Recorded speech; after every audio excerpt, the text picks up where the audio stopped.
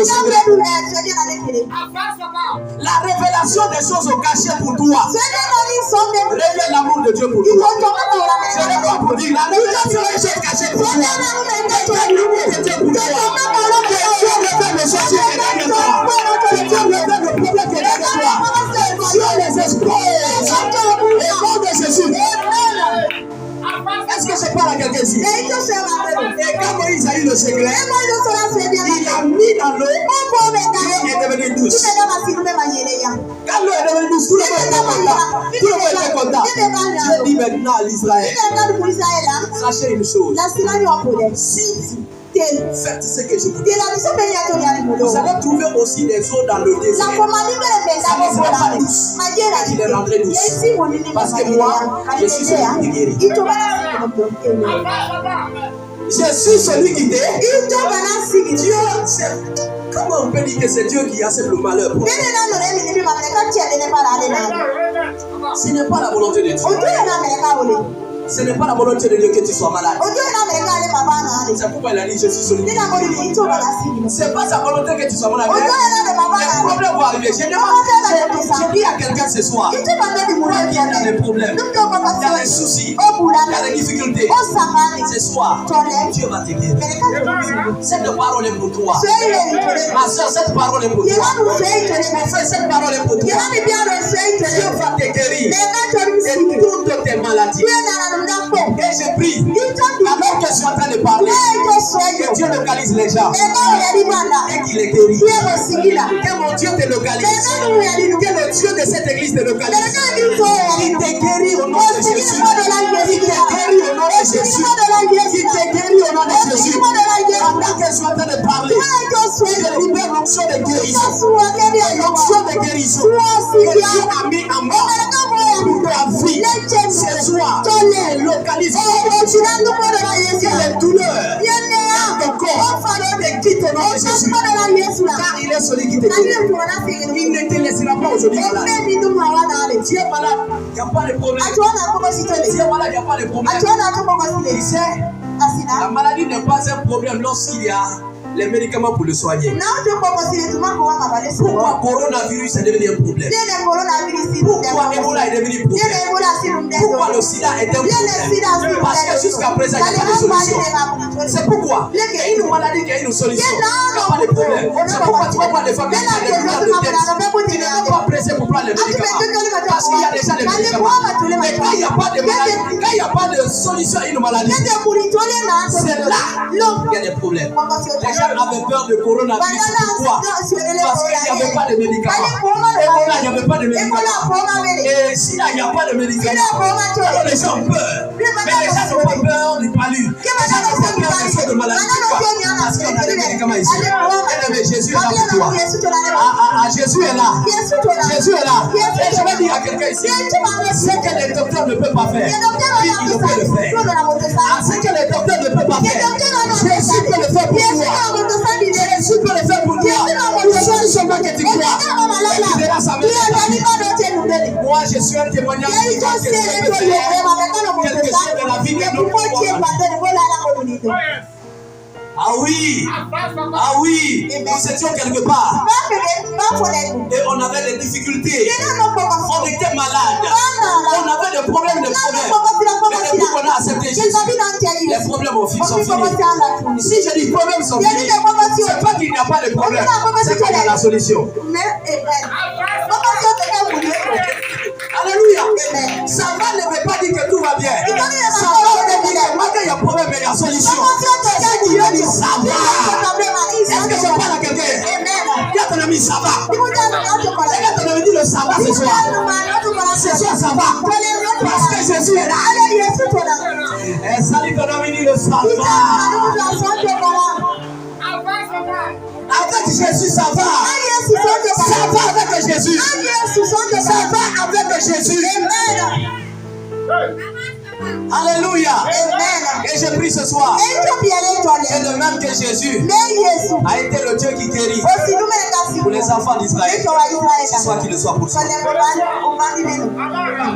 Qu'il le soit pour toi. Il est le Dieu qui t'aide. Dis qu'il est le Dieu qui me guérit. Lève ta main, dis Jésus. Tu es celui qui me guérit. Lève ta main, dis avec moi, Seigneur. J'ai confiance en toi. Tu es le Dieu qui me guérit. Et ce soir, guéris-moi. Alléluia. Alors je vais venir maintenant de là où j'ai dit. Il y a des gens qui sont en train de dire, ah, cette parole ne me concerne pas. Parce que là où moi je suis comme ça, je ne suis pas malade. Et j'ai dit que c'est parce que tu ne connais pas ce qui veut dire la maladie. C'est parce que tu ne sais pas ce qui veut dire guérison. Tu es en train de dire, ah, moi je n'ai pas besoin de guérison. Je n'ai pas besoin de guérison. Tu ne sais pas la signification de la guérison. Alors, qu'est-ce que la guérison? Ça, c'est pas la Bible qui m'a appris ça. Ah, c'est le dictionnaire qui m'a appris ça. Et les Français même. Qui a ton ami les Français? La science dit quoi de la guérison?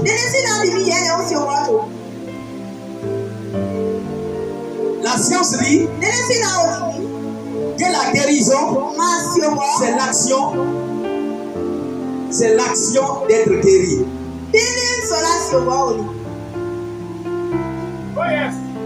Hein? C'est ça, hein? L'action d'être guéri. Voilà. Voilà. Ok. Amen. C'est l'action d'être guéri. Et être guéri, c'est quoi? C'est être délivré d'un mal physique. D'un mal physique. Être délivré d'un mal physique. Par là, on reconnaît déjà que la guérison, c'est la délivrance. C'est la première des choses. La guérison, c'est la délivrance. Alors, même quand on dit un démon dans la vie de quelqu'un, sors, la personne guérie. Bravo. Amen. Être guéri d'un mal physique. Être délivré d'un mal physique. Et moi, le Seigneur m'a dit quoi? Ne dis pas d'un mal physique. Parce que moi, je ne traite pas seulement les problèmes physiques. Moi, je traite tous les problèmes. Alors dans ma définition, moi j'ai dit la guérison, selon la Bible, c'est être délivré du mal. Comme ça, du mal. Parce que quand on prend selon la définition de la connaissance humaine, être délivré du mal physique. Et pourtant, on n'a pas seulement des problèmes physiques. Là, il faut. Amen. Il y a des maladies quand tu pars à l'hôpital. Les docteurs vont te dire, on n'a pas de médicaments pour ça. Est-ce que je peux parler avec elle? Est-ce que quand quelqu'un tombe avec une nina là, est-ce qu'il y a piqûre pour que le démon sorte? Alléluia. Alors pour Dieu la délivrance, ce n'est pas seulement, alléluia, ce n'est pas seulement être délivré d'un mal physique. Déjà il peut être délivré d'un mal physique. Naaman était malade. Sa maladie n'était pas spirituelle, mais le Seigneur lui a guéri de cette maladie corporelle. Et dans la Bible, nous avons observé que Jésus-Christ a guéri beaucoup de personnes avec des infirmités corporelles. Au-delà de l'infirmité corporelle, Jésus nous a sauvés de l'enfer. Est-ce qu'il y a des médicaments pour l'enfer? Est-ce qu'il y a pas de pour ne pas aller en enfer? Est-ce qu'il y a un médicament pour ne pas aller en enfer? Pour ne pas aller en enfer, ça c'est un problème spirituel. Seul Jésus a la solution. Alors moi je n'ai pas voulu que je n'ai pas dit, je n'ai pas voulu dire qu'il y avait l'enfant. C'est celui qui est mal physique. Tout ce qui est sur toi comme mal. Alors maintenant quand je prends tout dans le sens de tout, alors tu vas savoir que tu as un problème, tu es beaucoup malade. La pauvreté est une maladie. Amen. Est-ce que vous savez ça? La pauvreté est une maladie. Mais bonne nouvelle pour les pauvres. Jésus. Ah, tu n'as pas compris très bien. J'ai dit la pauvreté est une maladie. Mais bonne nouvelle pour les pauvres. Jésus est celui qui guérit la pauvreté. Le célibat est une maladie. Mais quand nous pour les célibataires, Jésus est la solution. La stérilité est une maladie. Mais quand nous pour les célibataires, Jésus est celui qui te guérit. C'est celui qui te guérit. L'échec est une maladie, vous savez ça. Et il te guérit de l'échec. La maladie,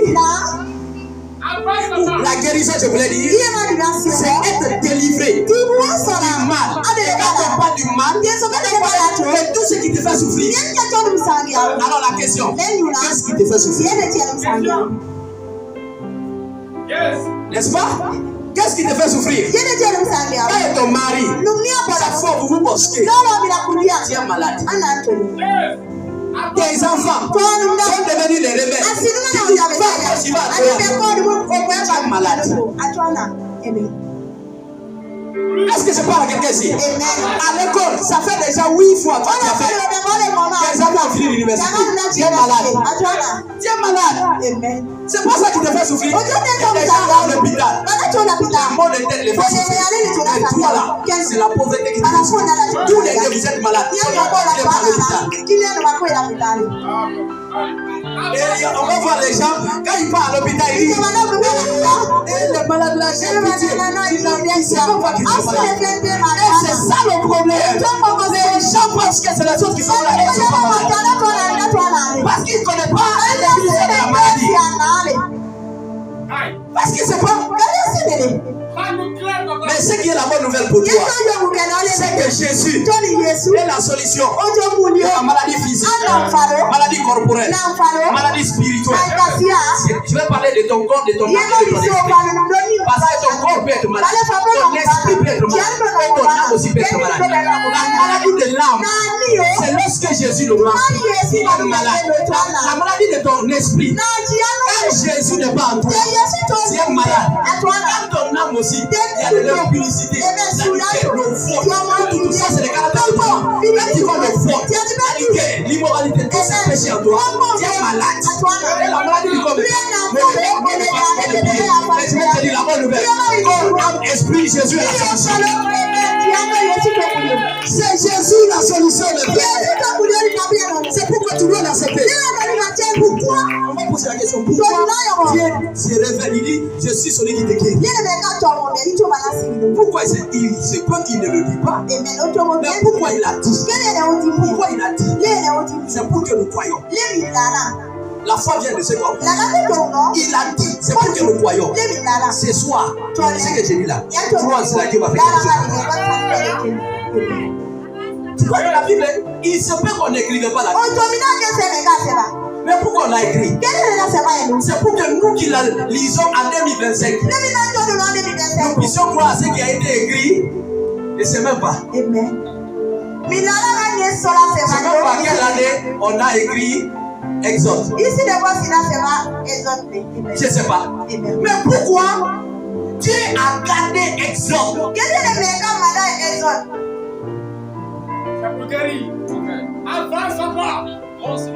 On dit, on a commencé à compter des années à travers Jésus-Christ. Et Jésus jusqu'à nous, nous tous, nous sommes les plus. Amen, amen. C'est-à-dire, devant 1958, il y a plus. Il y a plus.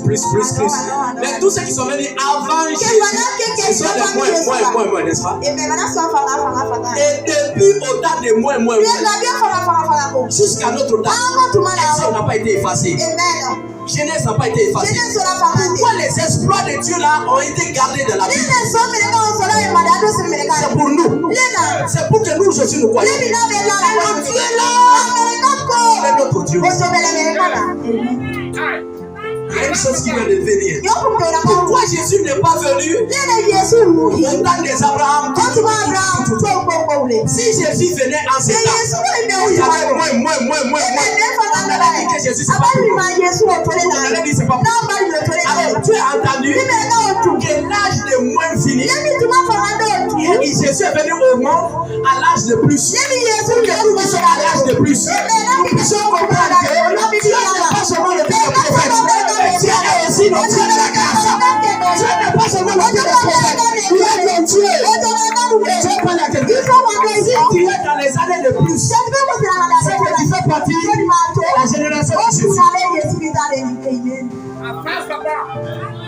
Est-ce que je suis en train de parler?